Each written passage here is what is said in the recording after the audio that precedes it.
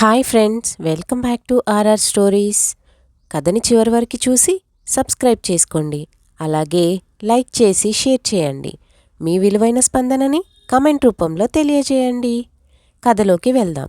తమిళనాడులో ఒక చిన్నమననే కెన్పెట్టి అనే ఊరు ఉంది. ఆ ఊరిలో ఏ దిక్కు చూసినా కేవలం పేదరికం మాత్రమే కనిపిస్తుంది. అయితే ఊరికి అవతల ఒక చిన్న గుడిసె ఉంది. అయితే అక్కడికి దగ్గరలోనే ఉండే ఒక మాకన్ కురిచి ఊరికి మాస్ కాంట్రాక్ట్ ప్రోగ్రాంకి హాజరయ్యారు ఆ జిల్లా కలెక్టర్. మధ్యాహ్నం అయ్యేసరికి ప్రోగ్రాం అయిపోయింది. ప్రోటోకాల్ ప్రకారం అధికారులు కలెక్టర్ గారికి బ్రహ్మాండమైన భోజన ఏర్పాట్లు చేసి పెట్టారు.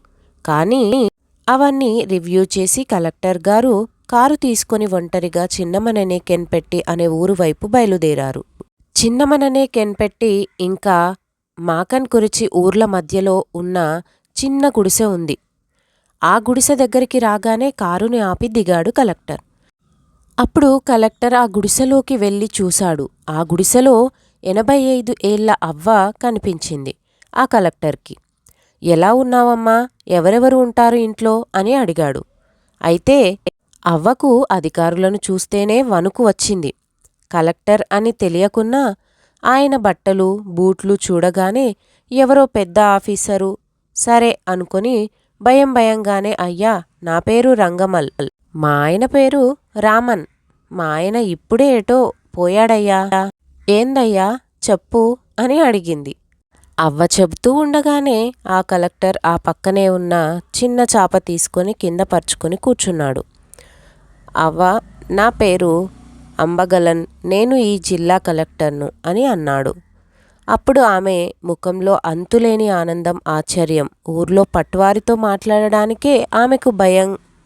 అలాంటిది కలెక్టరే ఆ గుడిసెలోకి వచ్చాడు. ఇంకా భయంతో, ఏం తప్పు జరిగింది సారు, ఇలా వచ్చారు అని అడిగింది అవ్వ.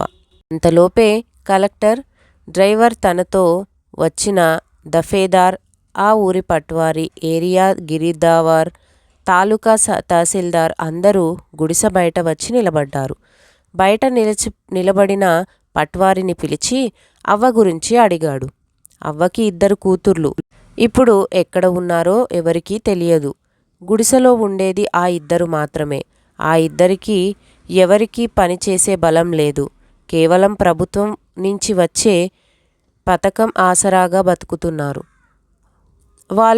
వీళ్ళో సహాయం చేస్తే తప్ప మిగతా సరుకులు సమకూర్చుకోలేరు అని చెప్పాడు పట్వారి. పట్వారి చెప్పింది అంతా విన్న ఆ కలెక్టర్, ఏం వండుకున్నావమ్మా, నాకు కూడా కొంచెం పెడతావా అని అడిగాడు. అవ్వ ముఖంలో మరింత ఆశ్చర్యం. ఇంకా వండుకోలేదు అయ్యా అన్నది. ఎందుకు వండుకోలేదు అని అడిగాడు కలెక్టర్. అప్పుడు ఇంట్లో సరుకులు లేవని చెప్పుకోలేక అలా కలెక్టర్ ముఖం వైపు చూస్తూ ఉండిపోయింది ఆ అవ్వ.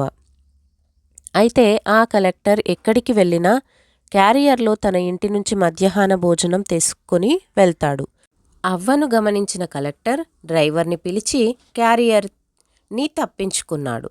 అవును, ఒక విరిగిన చెక్క మీద కూర్చొని చెప్పాడు. 2 అరిటాకులు పరిచాడు. ఈరోజు నాతో భోజనం చెయ్యి అన్నాడు. ఆ అవ్వకు ఏమీ అర్థం కావటం లేదు. ఏం జరుగుతుందో తెలియటం లేదు. నిజమా లేక ఇదంతా కలయా అనుకుంటుంది. అవును మరి, ఆమె ఊహించలేనిదే కదా అక్కడ జరుగుతుంది. ఆమెతో పాటు కూర్చొని భోజనం చేస్తూ ఇలా అడిగాడు. అవునమ్మా, నీకు వృద్ధాప్య పెన్షన్లు వస్తున్నాయా? అప్పుడు అవ్వ, లేదయ్యా, ఆఫీసర్ల చుట్టూ తిరిగి చేసి పెట్టేవారే లేరు. నాకేమో తిరిగి ఓపిక లేదు. గంజికే డబ్బులు లేవు.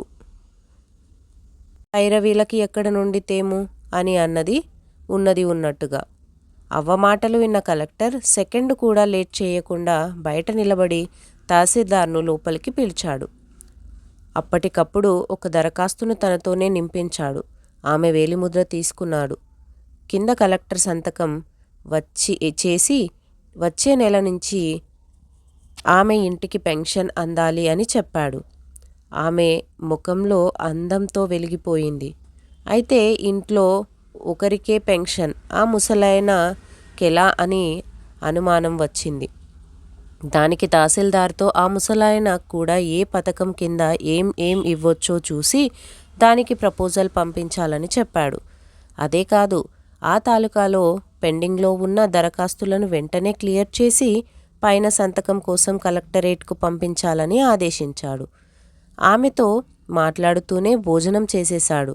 సరేనమ్మా, మా అమ్మతో కూర్చొని భోజనం చేసినట్టుగా ఉంది అని ఆమెకు నమస్కరించి అక్కడ నుండి వెళ్ళిపోయాడు.